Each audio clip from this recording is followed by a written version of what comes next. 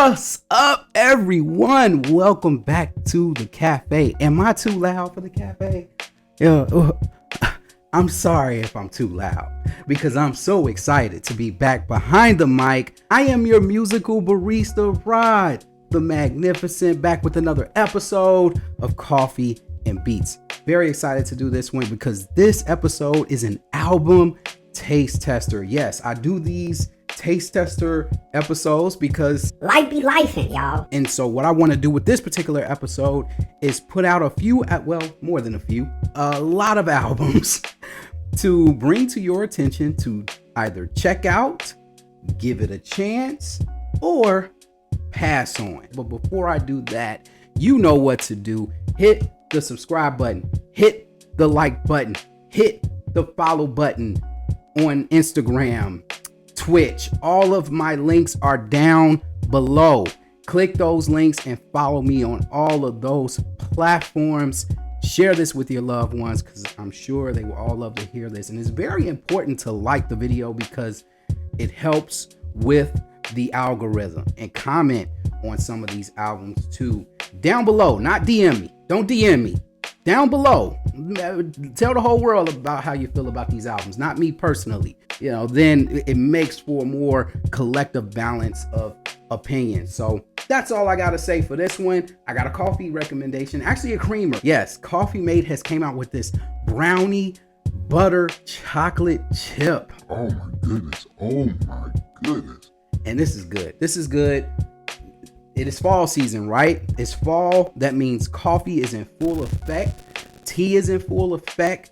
Pumpkin spice is in full effect. And so again, I appreciate all of you listening to some of these recommendations of the coffee creamers. Check this one out by Coffee Mate. It's really, really good. I think you will enjoy it. You came here to get some album recommendations, so here we go. And we're gonna start off with Jamila Woods with her third studio project.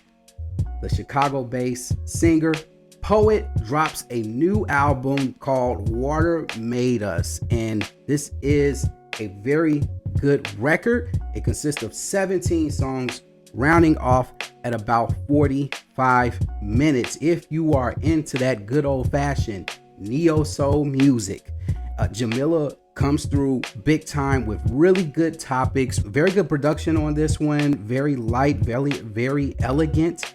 And also she touches on a lot of more personal topics. As her previous album, Legacy, she touched on more political topics. It was around that really tense time in America where she was voicing on her opinions on a lot of social injustice. Well, this one is a more sit down, grab some tea, grab some coffee, and come get to know me as Jamila Woods. And it's a very good album. I give this one an 8 out of 10. And also, I'd be remiss to say this. If I got all of the songs that I recommend that you listen to off this album down in the description box below. So I'm not going to mention a lot of songs on this episode, but just look down below and you'll see all the song recommendations that I have for each album. Up next, we got Sampha with Lahai or Leia or whatever the case may be. Sorry if I'm saying it wrong, but this is his second studio album from the singer-songwriter. And this is a album that consists of 14 songs, clocking in at around 41 minutes. And if you love those James Blake old school vibes, this one is very comparable. I really like the production on here. Sampha's vocals is amazing. I like some of the transitions where he's slowly building up to a story, and then all of a sudden he hits you with that explosion towards the end of many of these tracks here. I think this one is worth the listen. Check it out. Give it a chance. Open your mind. Sampha is so underrated. He's been around for quite a while. So if you're not familiar with his music, check out his first album and also check out this one. You don't have that much catching up to do, so catch him while he's hot. Up next, we got Bombay Bicycle Club, My Big Day. And this is the 6th studio album from the indie rock band and consists of 11 songs, clocking in around 43 minutes. And a lot of boom bap on here. I was a little surprised. This album kind of went the more boom bap hip hop type of route, which I was kind of digging. Some of the vocals leave a lot to desire on this one. Bombay's been around for a long time. I've been a fan of their music for quite some time, and they can be a little bit inconsistent, but this project, they got me back. I think they've played their hands a little bit better on this one as far as production wise. Even got a Shaka Khan appearance on this album. Now that song that Shaka Khan appears on leaves a lot to desire, but hey, it's worth checking out. This is a very good indie record by Bombay Bicycle Club. They won me back with this one. I was kind of off the bandwagon after a few of their previous albums, but this one got me back. My only gripe about this album is that this has to be the worst album cover of the year. This album cover is trash. I don't know what made them think that having a guy putting 2 sunny side up eggs on top of his eyes and cheesing. I guess it was his big day. I don't know. I guess the eggs were supposed to replace the eyes, but come on, Bombay. Oh my goodness. I was very close not listening to this album just because of the album cover, but because I'm a big fan of them, I gave it a shot and it was worth the listen. So I really like this one. 7 out of 10 for me. Up next, by popular demand, I was requested by avid listeners of the show. Shout out to You Brothers Sisters Network. Gave me this recommendation. Mind Design, MNDSGN, if you want to type in his name in whatever search box that you stream your music on. He comes off with his 3rd installment of the Snaxxx series. Here he links up with close friends Lion Milk to collaborate and put together a very, very good, polished, well-balanced album. Mostly instrumental, but a lot of good soul samples on here, a lot of great loops. Now, my only gripe about the album is I feel like some of the songs could have been longer. I felt myself looping a lot of these songs over and over again because these samples on here are just so good. I mean, Mind Design to me is one of the most underrated producers in music right now. If you are into cats like Flying Lotus, DiBiase, or Dakim, I think you will really enjoy this project and get into the Snaxxx series. I mean, this is 3 for 3. All of the volumes to this series have been fire, and man, Mind Design has done it again. This is definitely one of the year's best albums in my opinion. Definitely gonna land in my top 25 at the end of the year. 9 out of 10 for me. Keep up the good work, Mind Design. Up next in our taste tester, we got Jorja Smith, Falling or Flying. And this is the 2nd studio album by the British singer. And this marks her first full-length album in 5 years. Why did it take so long for us to get a Jorja Smith album? Now, she did drop an EP not too long ago, and I like the EP. I thought the EP was really good. I reviewed it on this channel. But here we have the 2nd album, 2nd release, which has 16 songs for us, clocking in at around 43 minutes. And boy, oh boy, was this album all over the place. It was very upbeat in some pockets. Then she calmed it down in other pockets. But it was not a lot of cohesiveness. Kudos to Jorja Smith for showing her versatility in this album. I really thought she took a lot of chances on this record, and she kind of tapped into some very uncomfortable territory for herself. There are a few Afrobeat tracks on the album, but songs like Try Me and Little Things, really good songs. But other than that, I give this one a 7 out of 10. If this album was a little bit shorter, a little bit more condensed, probably would have got a higher rating. But Jorja Smith always delivers and is always on time. Appreciate her putting out a project. Please don't let us wait much longer for another Jorja Smith project. I really think she's one of the most talented and underrated artists in the R&B world. Up next, we got Say Shusha, Say Shishi, Say Ila, Say Bli Say Shishi with their 2nd album, Silver. This Second album is so electrifying. It's so big. It captures you. The minute this album comes on, the disco infused production throughout this album. Some of the projects go into a lot of different instrumental palettes, and their singing is on point. Everyone flows very beautifully. Paya, Sabrina, Naya kills it. And I mean, I must say, I have listened to this album all the way.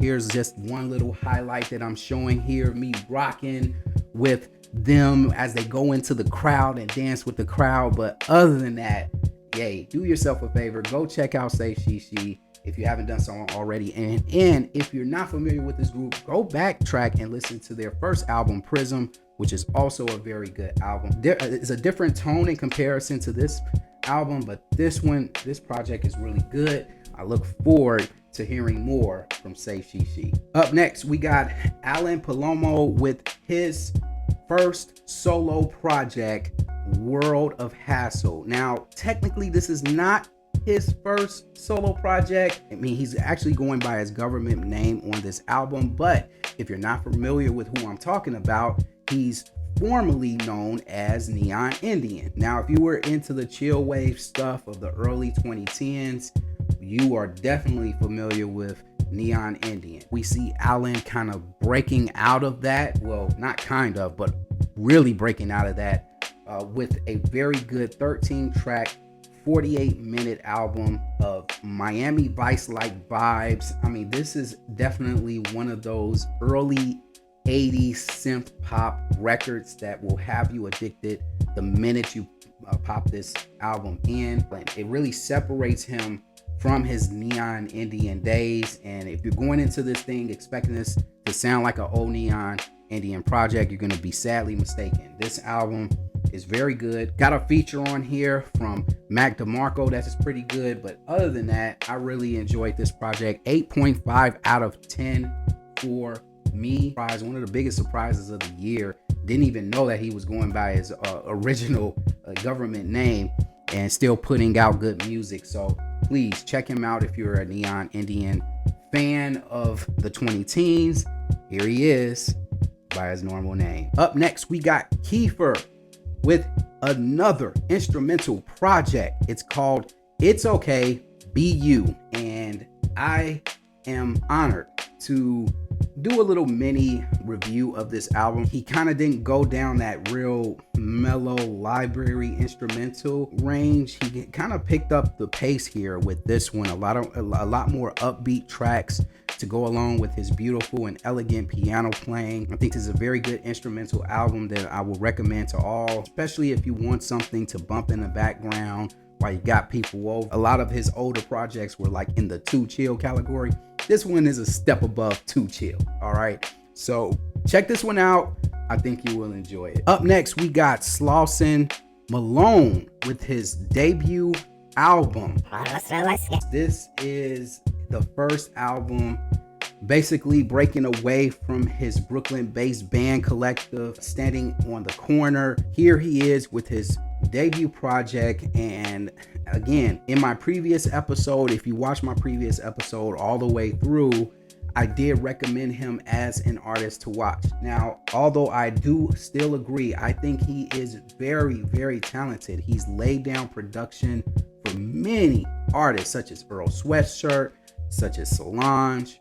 But here we see him kind of tapping into the lo-fi / noise rock tone here with this particular album. And I must say, the thing that killed it for me with this project is the amount of interludes throughout the project. There were some ideas. There were a lot of ideas that he was playing around with on this thing. A lot of times they end up in a bunch of muffle, and I just couldn't really get into this project. If you like to challenge your ears, which I always like to challenge my ears, I have to listen to these albums just for you guys. Like, I really try to open my mind. I've listened to it a few times and it just doesn't hit me. There's just not a lot of things that hit me about this album. There are some songs that I do enjoy, but other than that, I did walk away kind of disappointed with this album. So if I said that this is the artist to watch, he might still be, but in my opinion, I'm gonna stop watching.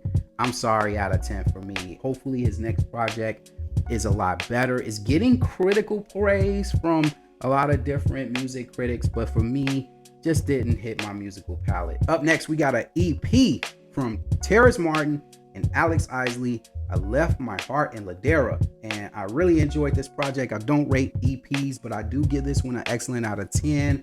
Good collaboration by these two. A great feature appearance from Robert Glasper. And again, Alex Isley never disappoints. Now, there are some songs where the choruses can kind of get a little irritating, but other than that, I do like this project. Alex Isley really blew it away with that Paradise remake. Oh my goodness. Come on, more Sade covers, please. Last but not least, we got Cleo Sol with her second album in 2 weeks, Gold. Now, I did review her previous project, Heaven, on my previous episode, and I will be remiss if I did not mention this project as well. 9 out of 10 for me.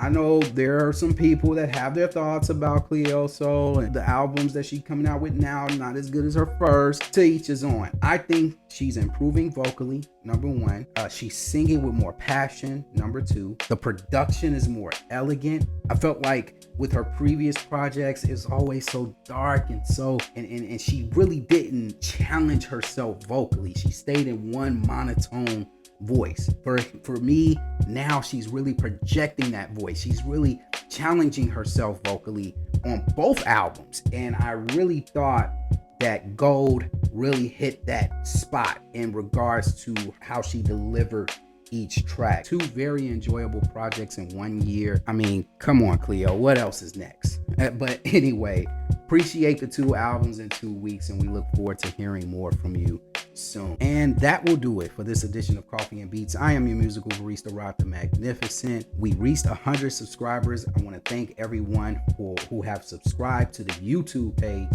for getting us to 100.